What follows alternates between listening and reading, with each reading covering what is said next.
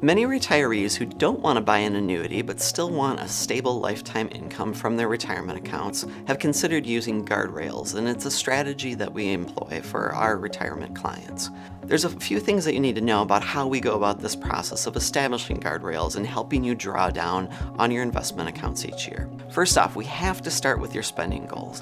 What are those lifestyle amounts that you need, your vacation amounts, maybe car replacements, gifts to your family, any of those things that we can build up over time to determine what we need to take out of the accounts.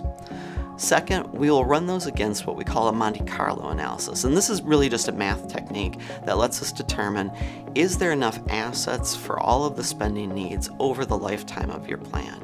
And we're looking for a pretty strong plan to begin with, something in the 85 to 95% likelihood. The next step is then to test that out each year as we're working with you to take those withdrawals out of the account.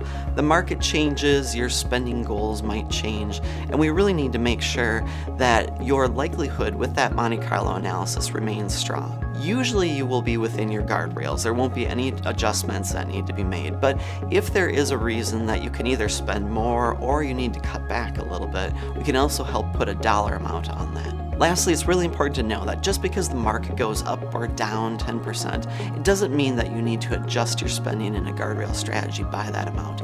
Usually there will not be big changes, if anything, and definitely not the 10% swings that the market gives us quite frequently. If you have any questions about guardrail strategies or withdrawal strategies in general, please consider reaching out to Arnold & Mote.